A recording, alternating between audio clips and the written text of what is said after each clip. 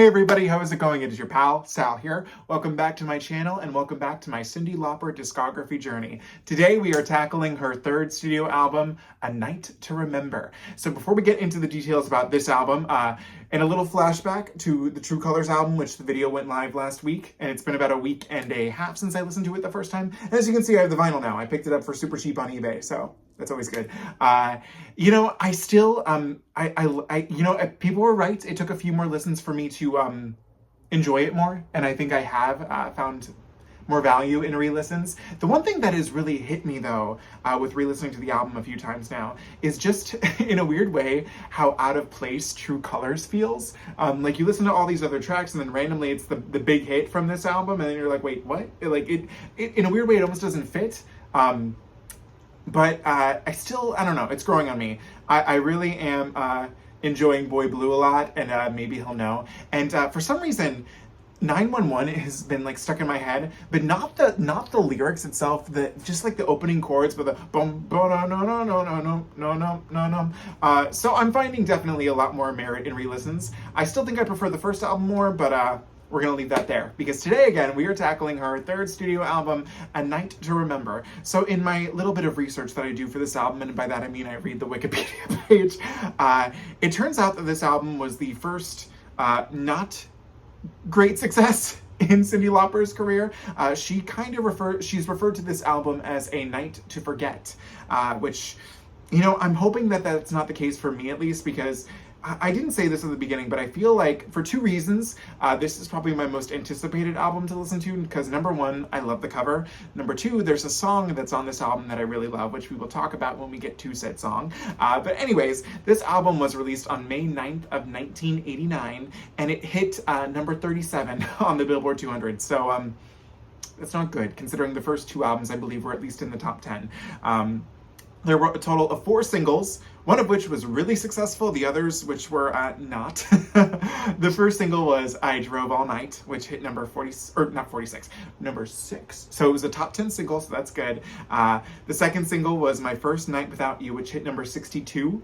The third single was A Night to Remember, which did not chart in America, but did hit number 145 on the Australia ARIA chart.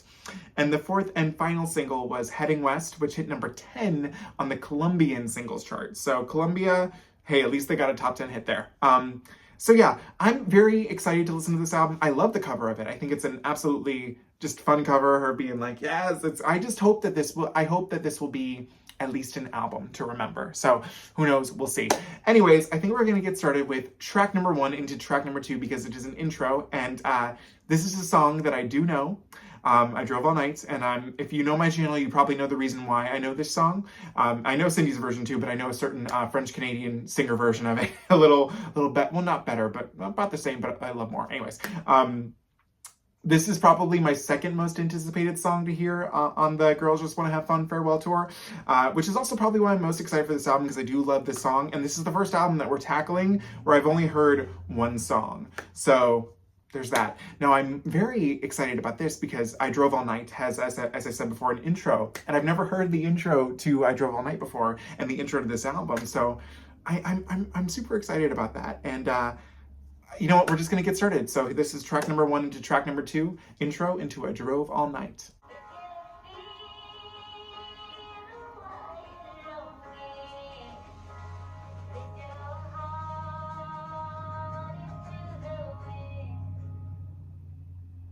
I have no idea what. Okay, first of all, I have no idea. There's no lyrics for this on Spotify, but okay, that was like, it was so like muffled. How was I supposed to hear that? If you think you're hearing something and you can't think what it is, if you feel quite longing, lift your heart into the wind. Inspirational, but not the intro that I was hoping for. So I had to escape. The city was sticky and cruel. Maybe I should have called you fast, but I was dying to get to you. I was dreaming while I drove the long straight road.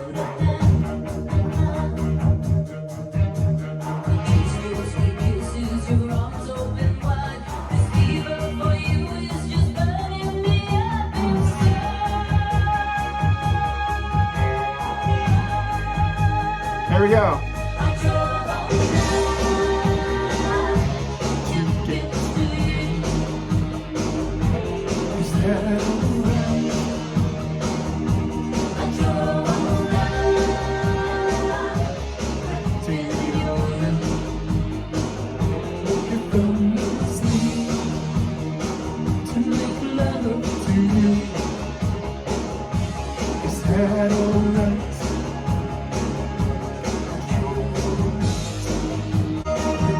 Sweet kisses, your arms open wide.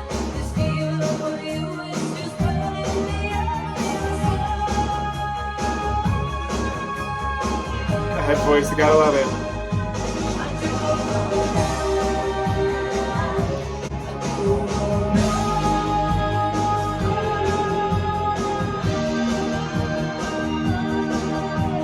Okay, that was I Drove All Night.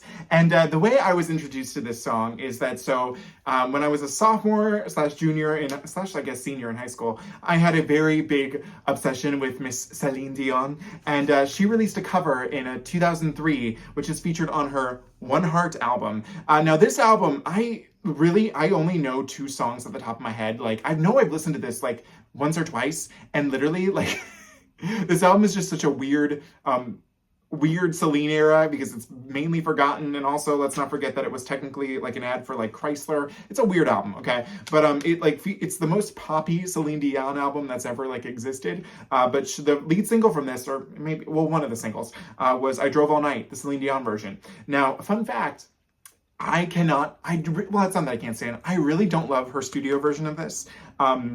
I prefer the version that is on Celine Dion Taking Chances the World Tour. And before I talk about Cyndi, I just need to go into a quick little tangent about this CD right here. So fun fact is that we all know, maybe you don't know, but I'm sure we all know, Celine Dion is a playback queen.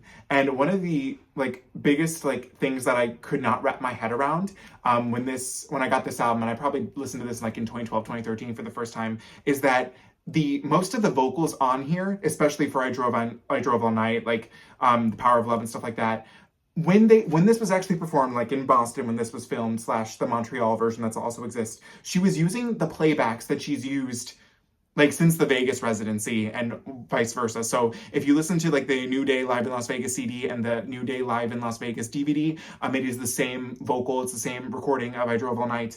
And she used that same recording when she was performing it on tour. But when they released the CD, she went back and just re-recorded the vocals for a lot of the songs that she was lipping to.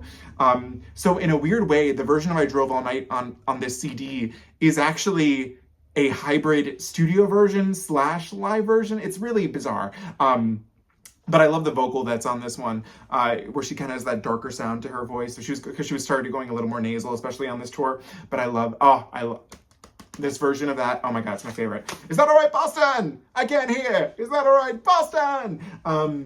But anyways, because of that, back in the day, I found out about the Cyndi Lauper version, and I really enjoy this one too. Again, my heart does lie to the Celine Dion live in Boston version. But I do like this one. It's got a much more dark, because Celine's version is very Europop, oh my God, Queen. But this one's got a darker, mysterious vibe to it, which is funny because lyrically it's exactly the same except for the part where they change, where she changes the one lyric to One Heart because of the the album One Heart. But yeah, I really do I like Cyndi's version a lot. That intro did leave me a little saddened though. Oh, by the way, and this isn't even Cyndi Lauper's song too. It was originally recorded by Roy Orbison, but his version was not released because he died until after Cyndi's version. And much like how I feel about many men songs, boring. Roy was great. I don't know him actually, but I know who he is. But I've heard his version boring compared to Cyndi's and Celine's. Okay. Yeah, but I do like this one, and I feel like this is very indicative of the cover. She drove all night. I don't know, she's heading somewhere. But I do really like Cyndi's version of this. It's a great song. And I really can't actually not wait to hear. I can't wait to hear this one live at the United Center. And it's nice too because it's. Again, this is the version before Celine's, but Celine's is #1 in my heart. But I do like that. They're not, well, they are very different, but they're different in such a good way that you really enjoy them both. Yeah. I think that's all I gotta say. But I mean, and what a song too. That it's literally just about this woman driving all night just so she can have sex with her man. I mean, come on. But yeah, I do love this one. So there's that. Okay, we are moving on to track number 2, which is called Primitive. And from here on out, we have Nothing I've Heard, because I believe that this, for I Drove All Night, is the only song in the set list for the Girls Just Want to Have Fun tour. And I forgot to mention in the beginning, we do have 2 bonus tracks to tackle as well too, but we'll tackle those when we get to those. So anyways, here we go. This is Primitive, track number 2. Oh, that sounds like the Goonies sound of that. Okay.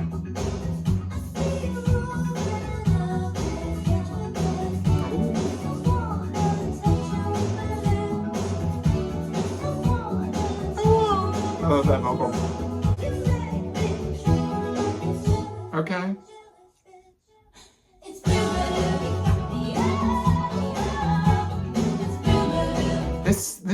That chorus, the way that it just did that, it reminded me of something, but I don't know what it is. Yeah.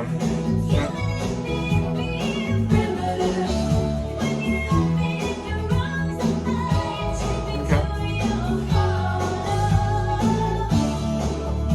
She's getting a little sexy here. I like it.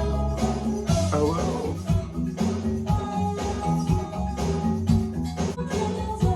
Ooh, the echo on the back of that.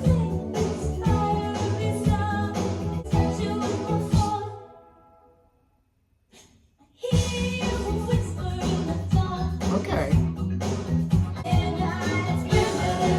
Okay. Oh, it's primitive. Primitive.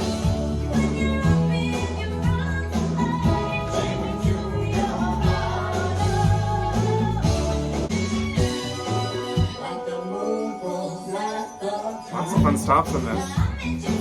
Wait, no, it almost, weirdly, I just realized that the production in the back, like the sounds like kind of sound like both I don't know whatever instrument that is in the Goonies are good enough, but this almost sounds like Billie Jean. Am I crazy?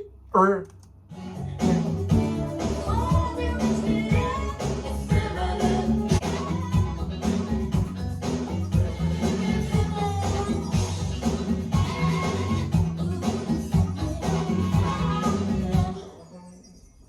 ooh, Cyndi. A little moan at the end there. Okay, that was Primitive, and actually, I really feel like this is the kind of the sexiest that we've gotten Cyndi so far, and that actually is a really fun follow up to I Drove All Night, because I mean, if you think about it, I mean, it takes a real feeling to drive all night to just have sex with your man, especially because think about it, what time are you getting there? In the middle of the night? Oh hell no, I don't.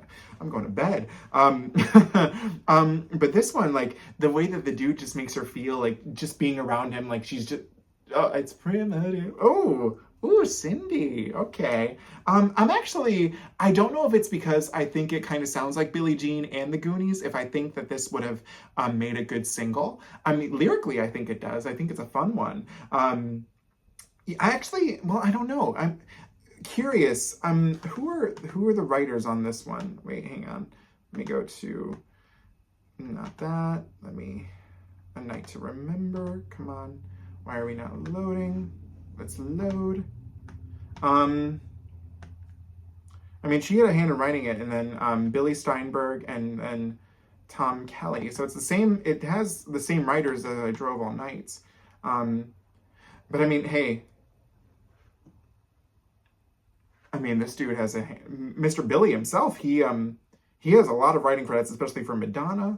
Pat Benatar. Is there anything for Mr. Michael Jackson in there? Oh wow! Oh, he has a hand in writing a lot of these. Oh my god.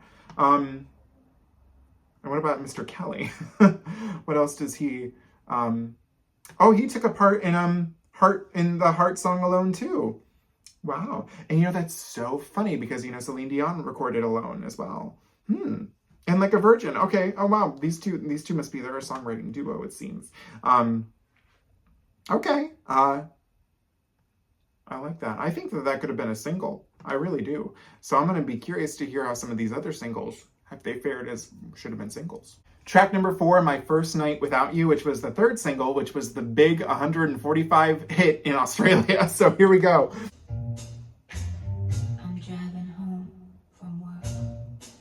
she drove all night. Okay. Knowing you're not there. No, don't even care. Those low vocals were really nice from her. Is in my eyes. My first time with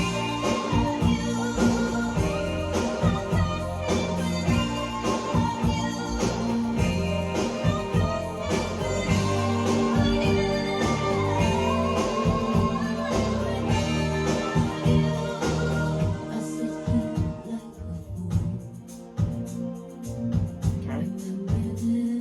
These low vocals right here are so nice.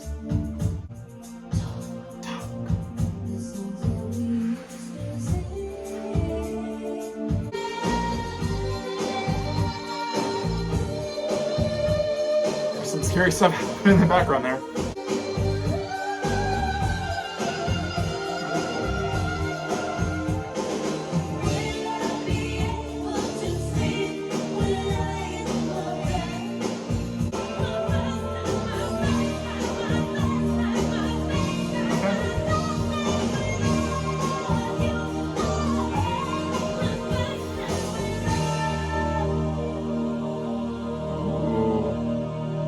So first of all, I like the sequencing of the fact that like this dude in the first two songs, she's really got the hots for him. Like she is, she really wants him, and now he's gone, and this is the first night without him. So what's interesting to me is that we get like such really nice low vocals from Cyndi, and then these big giant belted notes that are just like Cyndi. I mean, she really should be a little more respected as a vocalist, because that was pretty good. Now, as in terms for a single, the thing that gets me is that this song, while it is a ballad, it's a very disjointed ballad. So I perhaps see why that it didn't chart as well as it maybe could have. I don't know. I don't know. I don't think it's like an iconic ballad per se that I feel was robbed. I would have probably picked Primal to be... Oh, wait. Oh, guys, I'm an idiot. Wow, I can't read. So this actually, damn it, okay, I was wrong. This was not the Australian hit. Oh my God, this was the one that hit number 62 on the Hot 100. Wow, okay, can't read. And I have my notes right in front of me. This is embarrassing. So this, either way, I mean, number 62, yeah, that feels about right. I like it, and I'm gonna listen to this again, especially because this is the last album that I think I can afford to buy the vinyl for, because I take a look and like after this, all of them are like too rare to like afford. So, but yeah, I mean, 62, yeah, I don't see it doing much better than that. It's nice though. Track number 5, which has a title I really like. It's called Like a Cat. So let's hear this one.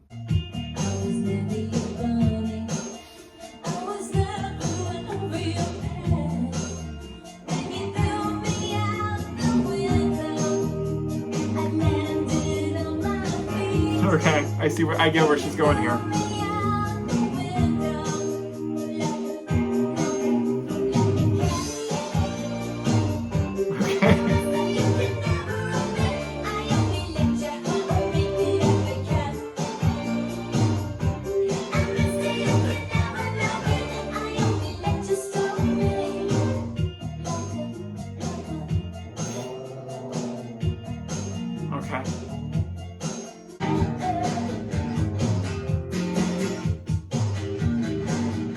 Okay.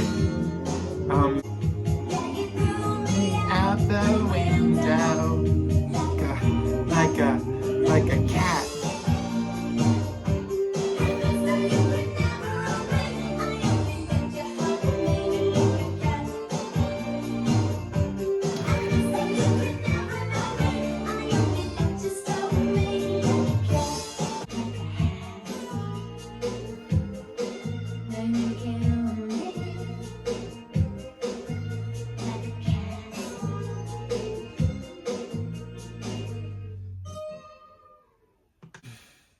You know, the title was so much more promising than I think the actual song ended up being.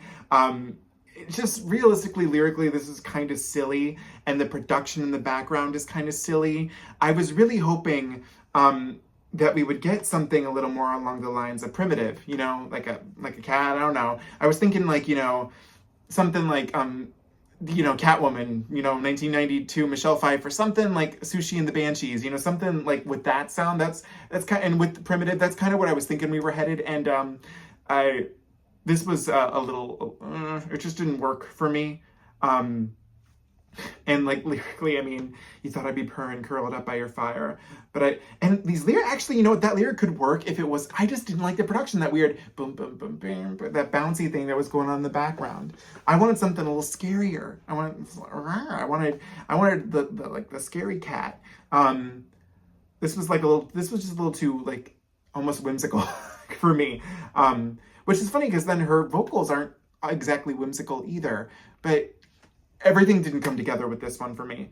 I feel like it was a failed premise. I really do. I wanted something more epic. I don't know. Track number 6, Heading West, which was the 4th and final single, which was a number 10 hit in Colombia. So let's see what Colombia really liked.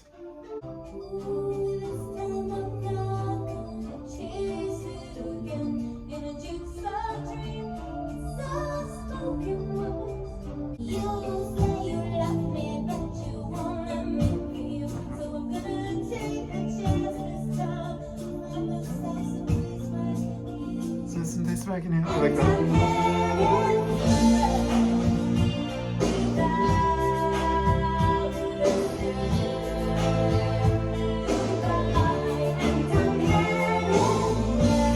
Okay. Fun vocals we're getting here.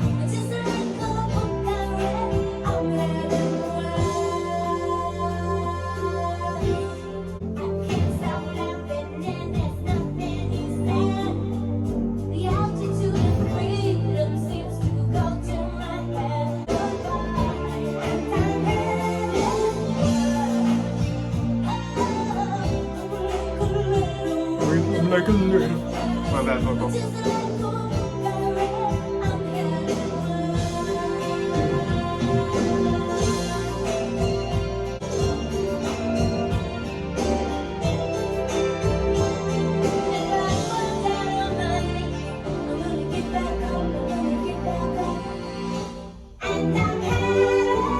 He changed.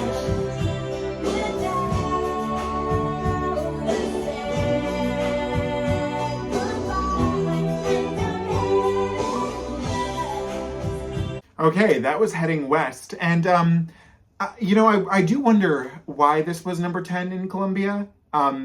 So I did like it, you know, the idea of this woman being down on her luck and she's moving on with her life and she's heading west, she's saying goodbye.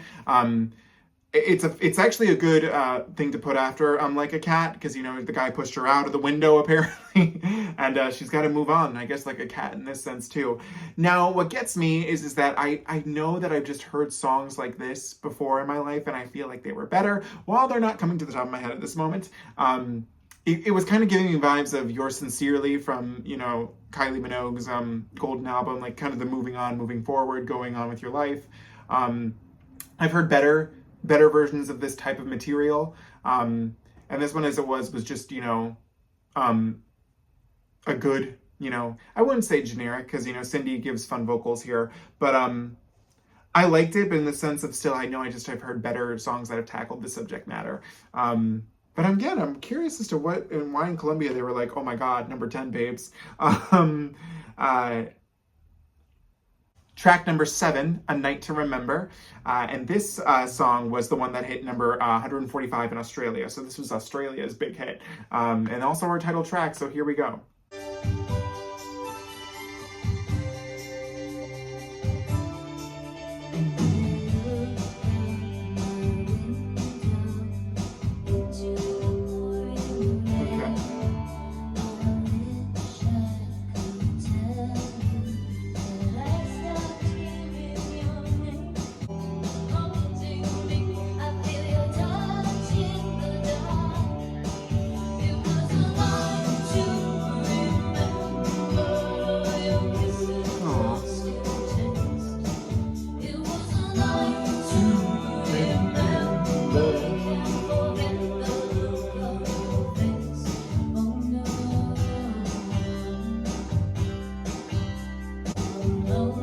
That part, this melodically reminds me of something right here.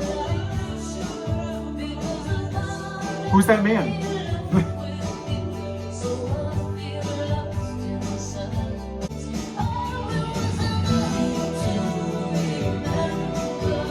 I like this, actually. You know, she's very sad, this album, so far. The first two were like so up, and now we've just really been kind of like subdued.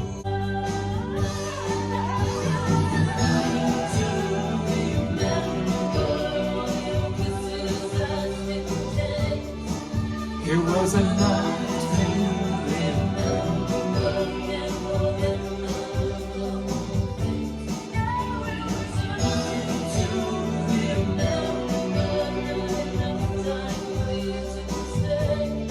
Okay, so that was A Night to Remember, our title track, and again, our 145 number 145 hit in Australia. So first of all, I feel kind of lied to because this cover, I don't know, it was promising me, especially with this title, it was just promising me something that I wasn't. That I was expecting something big, something bold. I was like maybe expecting something more along the lines of like, even though I didn't love that song, like I was thinking something like more like What a Thrill, something very, fist pumping. So I don't know. Now this one was actually a pleasant surprise because it was a complete inversion of like what I thought the song was going to be. It's Cyndi looking back on this relationship she was in, this one dude she was with, in the night that she had with him, and that it truly was a night to remember. And I love how melancholy the song is, just how she's sad. But again, I'm like, this is not where the album I thought I was going to be getting. And what's interesting too is that like this song is very like in vein of, well, it came before like The Roof Back in Time or like Cher's Love on a Rooftop. Like that's the kind of the vibes it's reminding me of. Which is funny because this is from 1989. It's the same year that the Heart of Stone album was released. It's kind of like a kind of like that.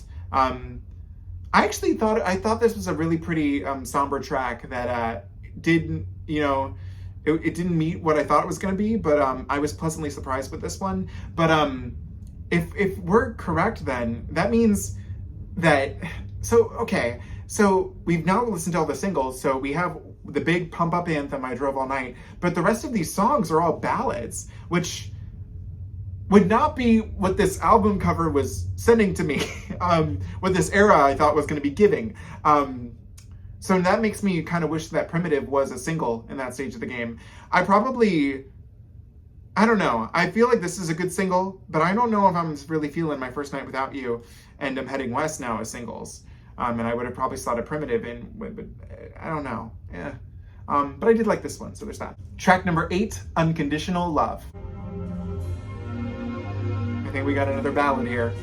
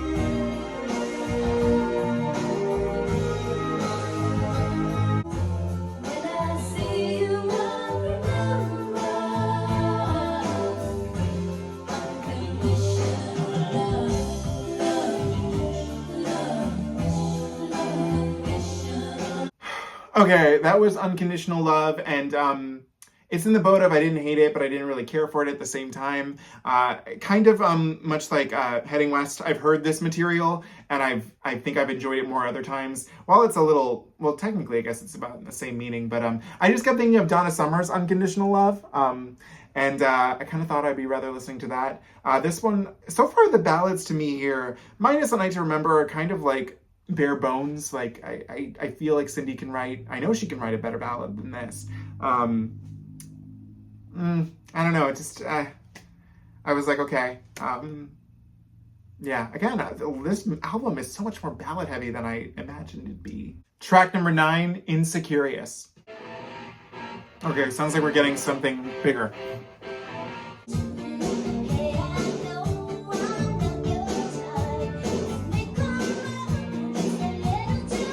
Okay. Ooh, nice vocal fry.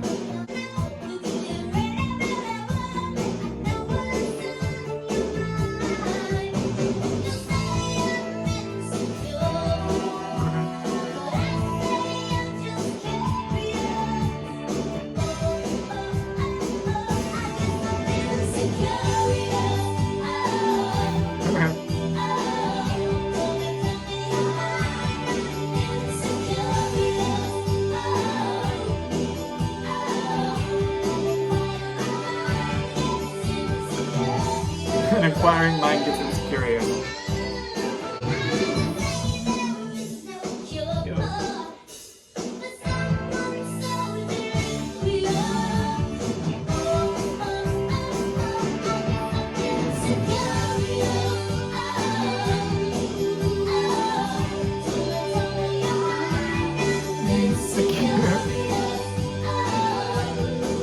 Okay, that was Insecurious, and lyrically, I thought I really enjoyed the part where, what do we say?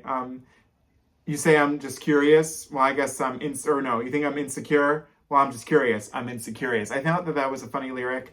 The song itself I did like, and it was a nice bring up to tempo. But what's so funny is I kept thinking to myself, I was like, I wonder if I like this because I really just didn't care for a lot of the other songs that I've heard. And if I had liked other songs on here, would I have liked this less? As it is, I think it's fine. I definitely prefer it to some of these more cookie cutter, well, not cookie cutter, but kind of bland ballads that we've gotten. But it's just kind of like, I think I only truly like it because I don't care for much anything else. I guess time will tell with that one. But I didn't hate it. Track number 10, Dancing with a Stranger. Okay. Okay.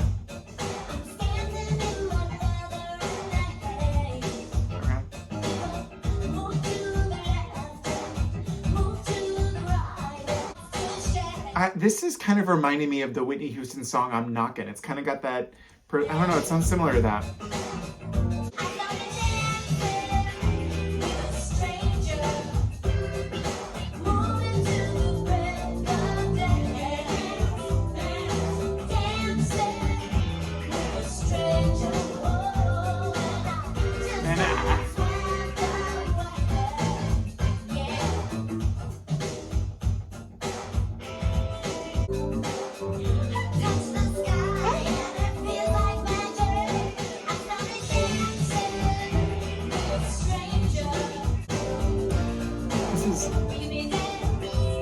Let me dance.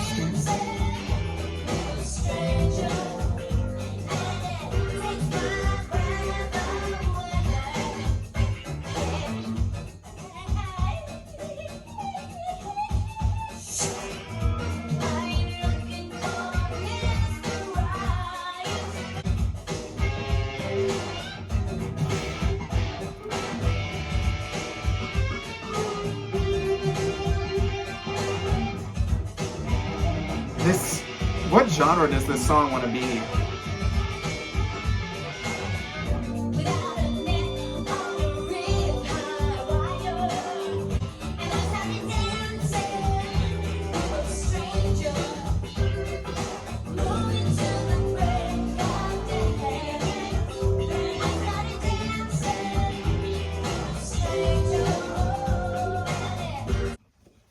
I guess, man, I don't know. Okay, it's interesting that this song has a little bit of like an R&B flair to it. But then that feels so at odds with everything else that I've heard from the rest of this album. As I dance. And, I mean, I do like that we are still always getting fun vocals from Cyndi in all these songs, but I don't know, this didn't feel like a Cyndi Lauper song to me. And I guess, she can, branch out and try other things, but this didn't feel like her, which is interesting because this, this, is was written by her. And it's actually Prevent, where he come in earlier. So this is like a writing credit from the same guy that was part of A Night to Remember, and this is one other writer is on here named Paul Chitton. I wonder if he was part of like this different sound. Is there anything about Paul? He doesn't have a Wikipedia page. Yeah, I don't know. At odds with what I've heard. Yeah. Track number 11, I Don't Want to Be Your Friend, which, because I had the Wikipedia page put up for this, I did realize that even though this was not a single, it has its own Wikipedia page. So this song was actually written by solely Diane Warren, and this is actually our second credit we have from Miss Warren, and we gotta stand Miss Warren, because she was part of Insecurious. So this is her, but this one is just her. It's just her who wrote this. Oh, and apparently, okay, so Cyndi recorded this first, but then it was recorded by a lady named Nina. And it looks like, well, no, it doesn't look like Nina's was a hit or anything. But apparently, like, her version has like it's a Filipino singer, and her version apparently was, oh, and Desmond Child recorded this too. Okay, so it had a life after Cyndi. So you know what? Let's hear this one. So this is I Don't Want to Be Your Friend. I don't wanna see your face. I don't wanna hear your name. Don't wanna think you just stay away, baby. I wanna know you're away. If you're going, darling, goodbye, Goodbye. goodbye. Don't call me. Don't expect me to. There's not a lot of production happening in the background.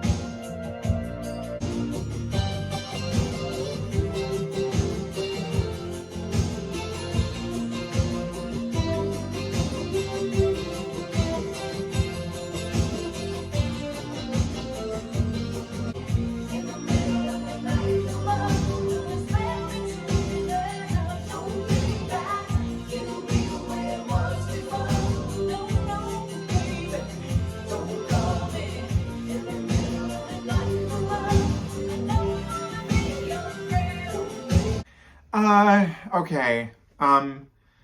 Yeah, that was I Don't Want to Be Your Friend. And I'm going to be very curious. Probably when I finish this video, I'm going to check out the Nina version, because apparently that was like, again, it didn't chart anywhere, but it looks like that was like a bigger, I don't know, maybe there's more effort put into it. I don't know. This just felt kind of lifeless to me. Like there's nothing really happening all that much in the production. I've definitely heard a much more emotional Cyndi vocal in just the two albums that we've heard. I don't know, this song just really, it just was kind of there, and definitely not one of the best Diane Warren songs I've ever heard. And at first I was also thinking too, I was like, if this was written by Diane Warren, I mean, she was popular in the 80s. I'm shocked it wasn't a single, but that was kind of, I don't know, it just kind of felt a little like, don't worry. Like, even sounded like Cyndi wanted to get over with recording it. Yeah.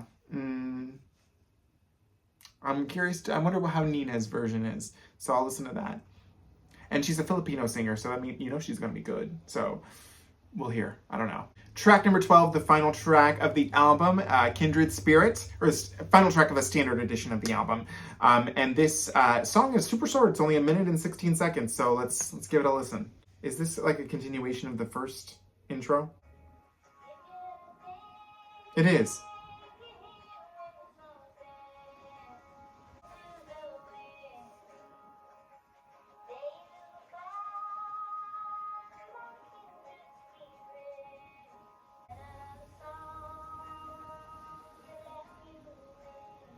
This is really more of an outro.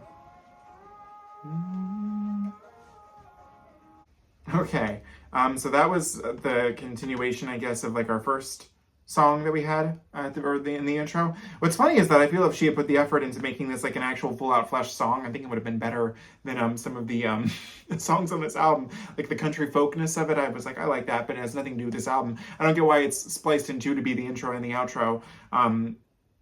If she's trying to say something, I don't know what it is, but I wish that was a full song, quite frankly. So here's that.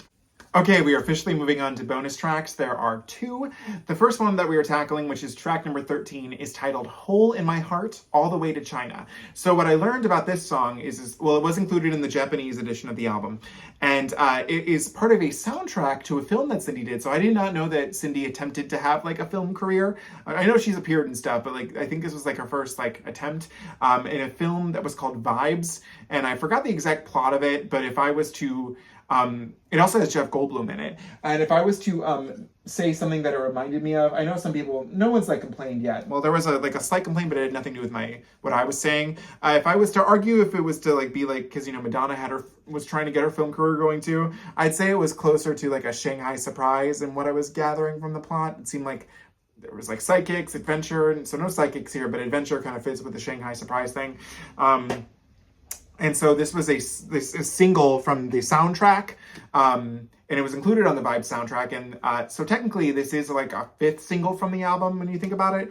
And this did hit number 54 on the Hot 100, so still not good. And according to what I could find out, the Vibes movie is not good. I have ordered it from the library though, so I'm gonna give it a watch. But so here we go, Hole in My Heart, All the Way to China. And also, fun fact, this song is not on Spotify, so I had to, get it from a different source. But which is YouTube. But so here we go, Hole in My Heart, All the Way to China.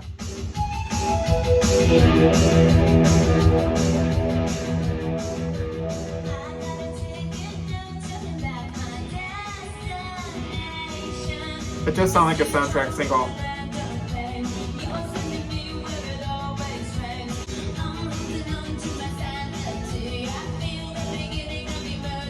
Okay.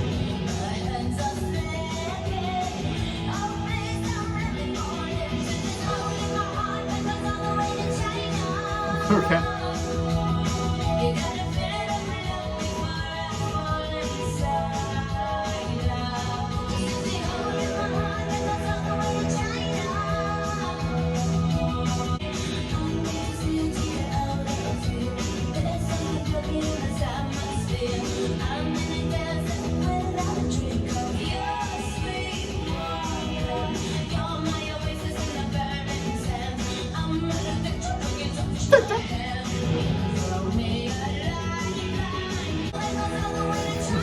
This reminds me of something, but I can't think of what it is either.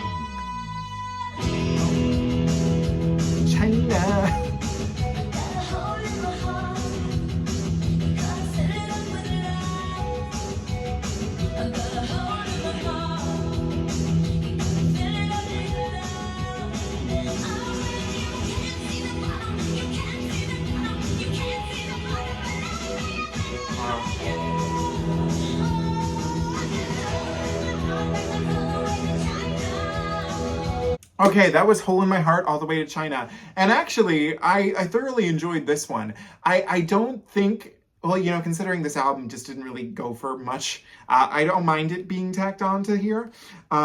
This kind of has more of the sound, maybe not necessarily the sound I was expecting for this album, but at least some of the excitement that I was expecting for this album.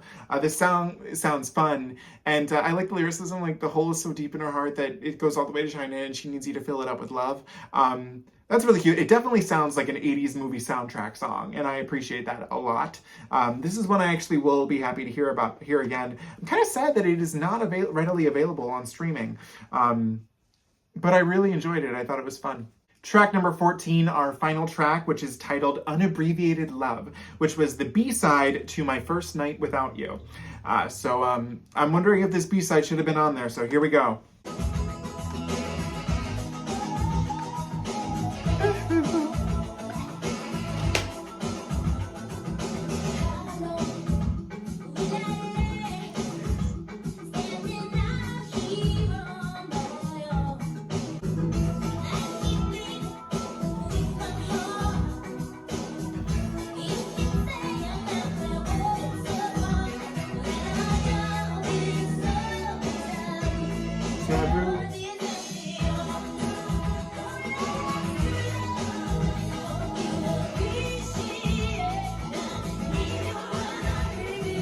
Okay.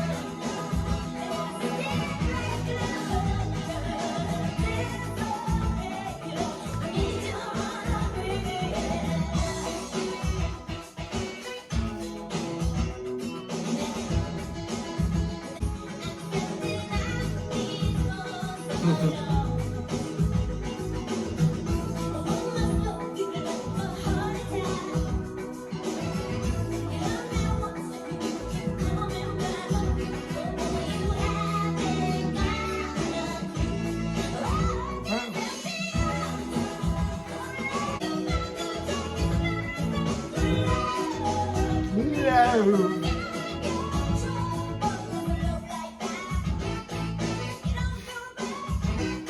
No, no. Ooh. Okay.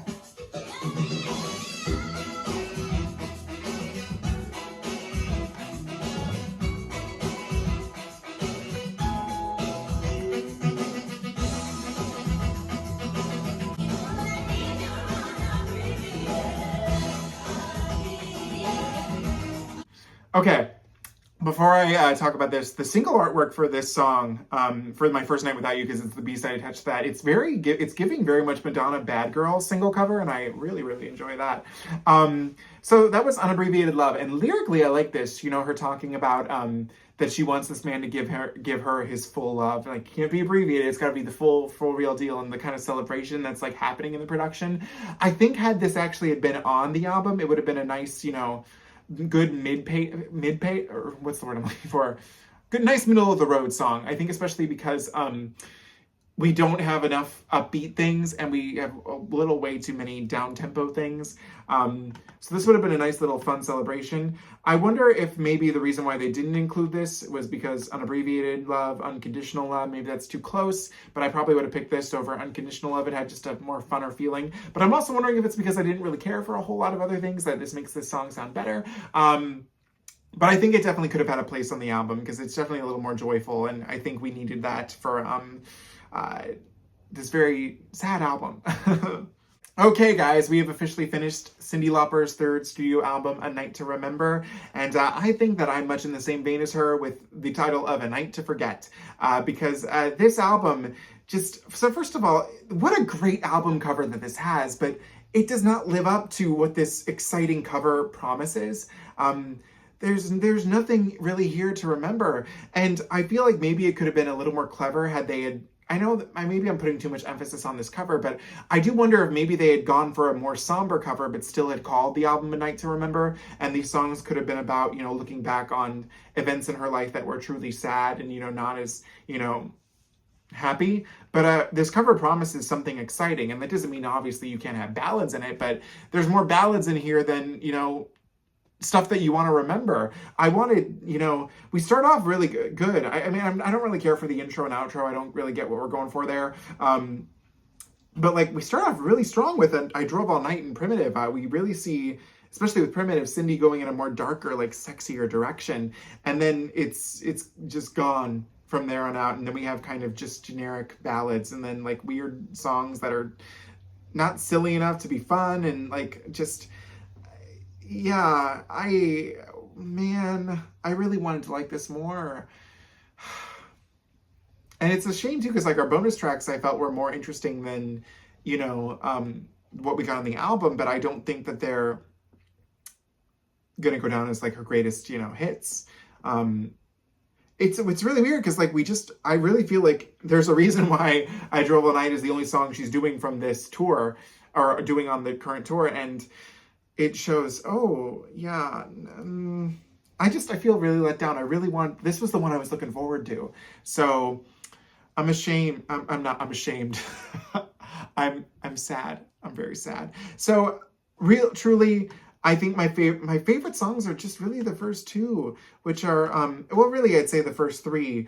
No, not first three. I Drove All Night and Primitive, I think, are my favorites. We already know I Drove All Night. So my favorite thing I've learned here is Primitive. That's the one I'm actually really excited to go back to.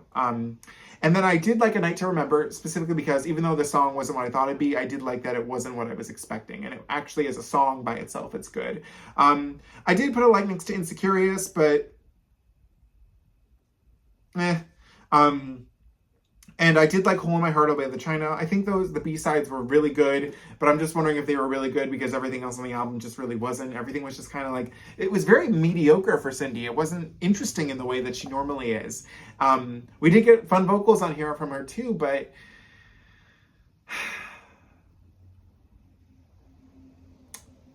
yeah.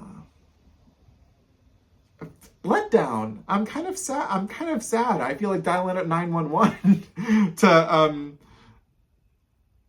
to find out what went wrong here. One thing I did also see is that when apparently this album was headed in a different direction.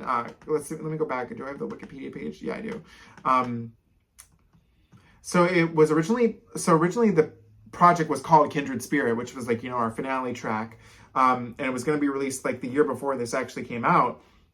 And it was going to like officially have Hole in My Heart by the China. But apparently because of the fact that movie that it's from, Vibes, did so bad, they redid the album totally. And I just don't think that in remaking the album, I don't think they knew what they were going for. And apparently, like, I guess some of the songs were remixed. So I'm curious as to what some of these original mixes would have sounded like. Were they originally more up-tempo or what? I don't know what we were going for here. So, some proof sheets of the original album artwork exist with the alternate title and track listing. I wonder what that original track listing was. Yeah, I'm very much let down, and I think that's all I got to say. So what do you guys think of the album A Night to Remember by Cyndi Lauper? Let me know in the comments below. As always, don't forget to comment, like, share, and subscribe. You can follow me on Instagram at Salvador J. Rocha, Twitter at Sal Says Stuff, and TikTok at SalRocha1. And I will see you guys next time when we react to her 4th studio album, Hat Full of Stars. So until then, have a great day. Maybe you guys could dial up 911 with me because this album was a crime. So I'll see you then. Bye.